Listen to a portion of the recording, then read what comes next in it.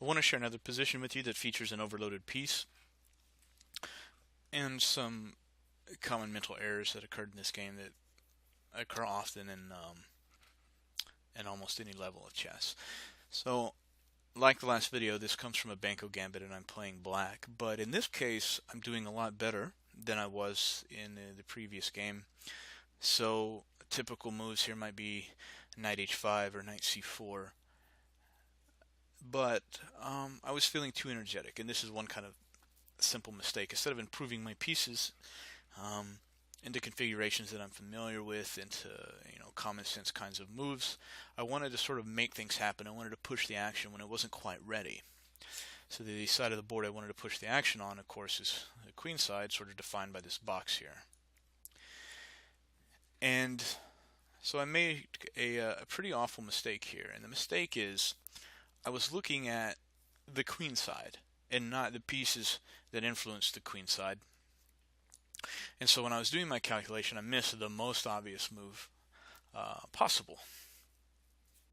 So I played knight takes h4, and there's three obvious answers here. One is knight takes, one is rook takes, and the one that I simply didn't look at because I was focused on the wrong set of squares is queen takes, which is what my opponent played. And sort of, well, the game's very close to over here. I have a little bit of play, but nothing like I need.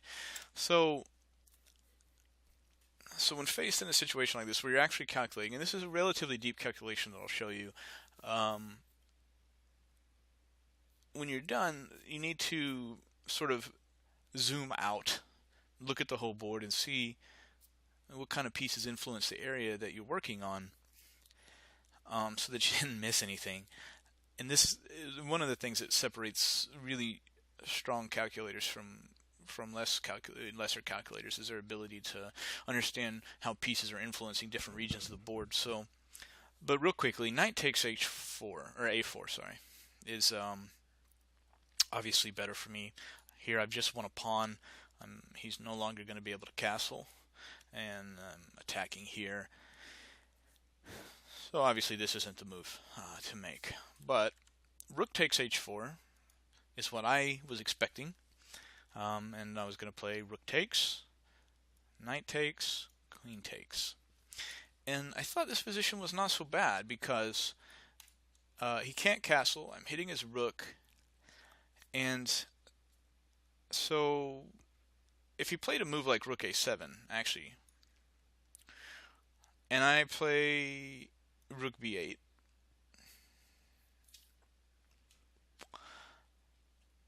pretty much all my pieces are better than his.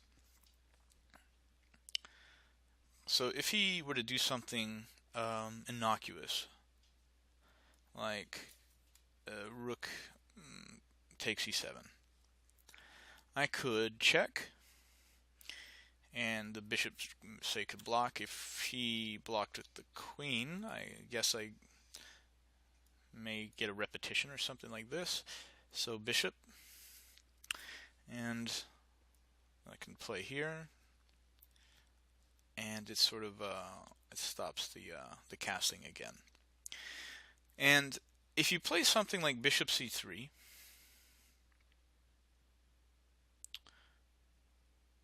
sorry, I would actually play here. Now I think about it. The reason is because I want to control the A and B file, not just the B file.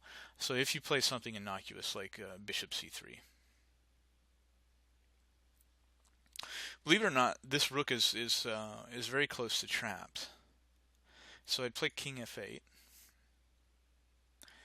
and if you try to get away, your only square being c7, I'll play knight e8. So you have to come back to d7. And white's already losing. I capture the bishop, he takes back. Rook to b2. This rook is stuck. This rook is stuck. This king is stuck. What is this queen gonna do? My queen's gonna, come in and harass his king. And my king's well defended. Nothing about this position is pleasing for white, and it all came from some really seemingly harmless moves. activating a bishop, activating a rook, winning a pawn. So these are the kinds of things I was looking at when I decided to play knight takes a4. But none of this mattered because knight takes a4 isn't what gets played here. Queen takes a4. And here I'm just losing. Very close to losing. I played rook a8 trying to muster up some play. He could play queen d1. I suppose would be fine. But he plays another reasonable move, which is knight a7. Now, obviously, I'm not going to exchange off these queens because I'm looking for complications, any kind of counterplay. So I attack the knight. And here there's a lot of reasonable moves. Queen b5 is reasonable.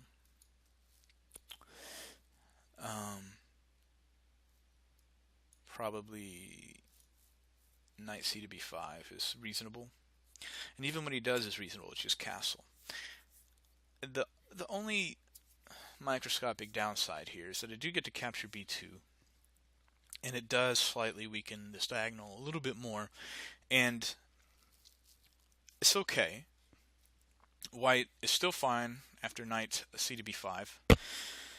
The queen's free to move.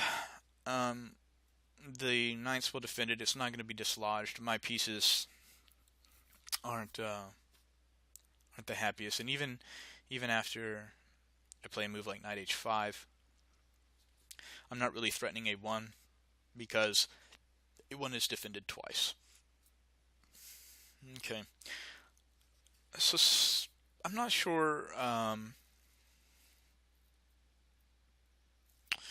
what he was looking at. I think he was worried about my queen being deep into his position, and he played a move which basically instantly equalizes the game.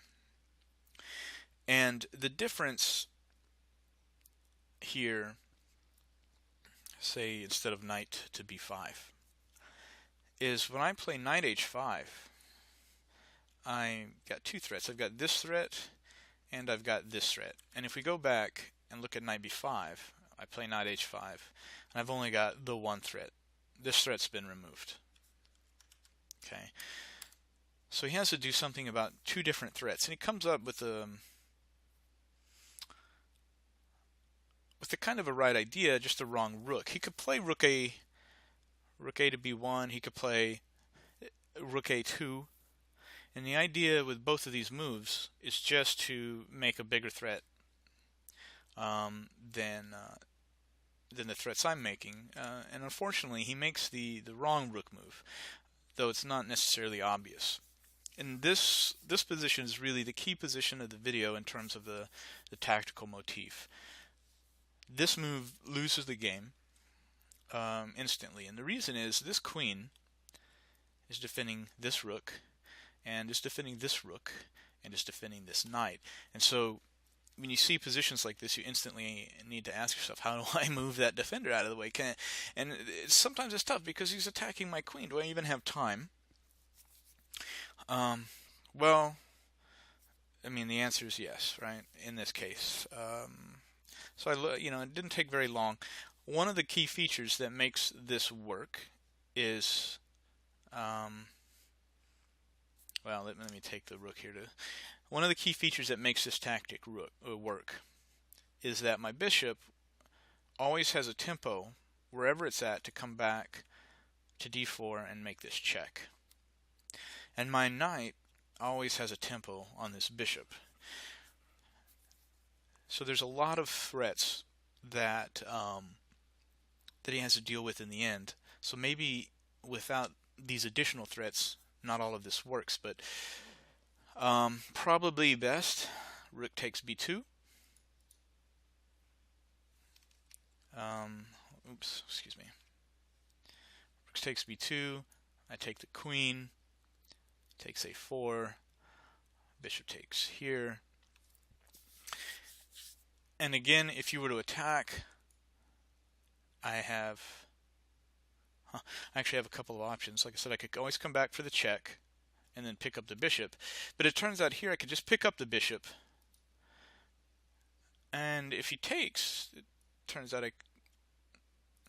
I'm going to win a rook. So, yeah, so that's just a happy circumstance of the position. But um, the final captures at the end really make everything kind of come together.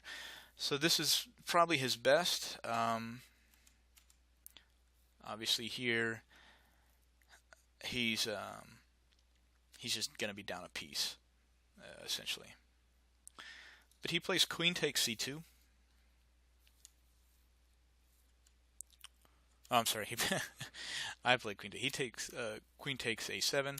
I play queen takes c2, and now he has to deal with the threats that we were just looking at. And he plays knight d5. There's other moves. Bishop g5. Essentially, both of these moves are kind of eyeing this square. Knight takes d5. I guess it's okay. I mean, nothing's okay. It's over. But here, I'm beginning to run low of time, and so you might ask yourself, well, which is the right piece to capture, the bishop or the rook? And I didn't think that the order mattered too much, but it's not correct. I captured the rook, but if you take the bishop, it actually turns out to be much stronger because of this recapture is forced. And the reason is, when I took on a1, he gets this in between move, knight takes e7. Now, when you take the bishop first, if he wants to take knight e7, he now has to deal with this problem. And if you play something like rook a2,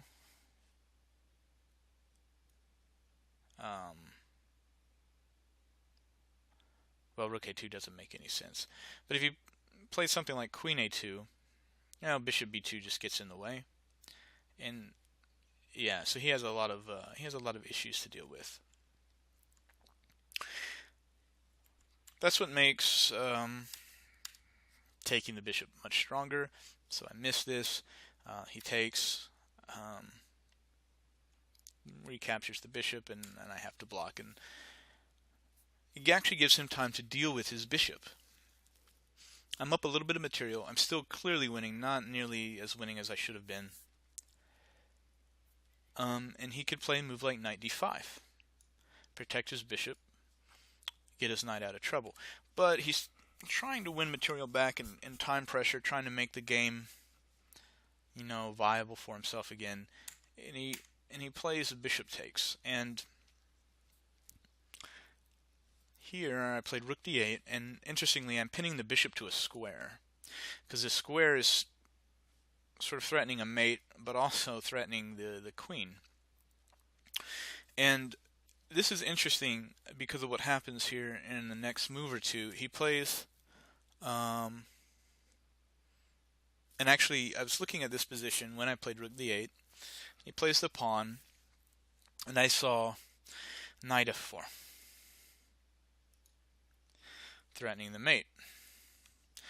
And I saw he takes, and amazingly I figured he would just take my knight, and I completely forgot, even though I want to play rook d8 to put my rook on the square, at the end of this calculation, somehow I completely forgot I was going to play rook to d1, and so he can't take my knight in the end.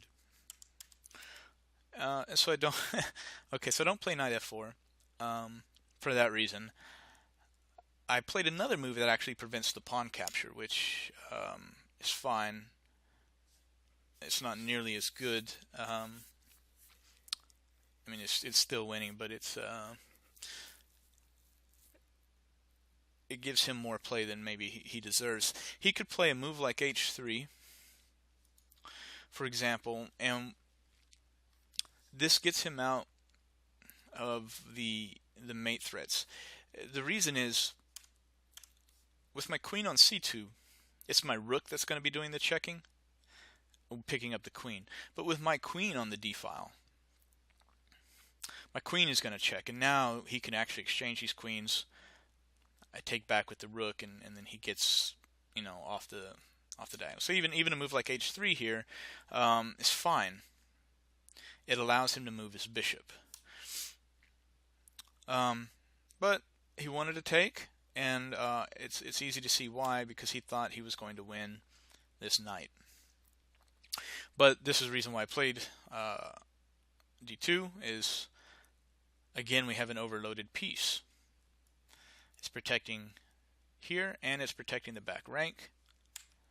I check, I pick it up, and he can't recapture because of the mate.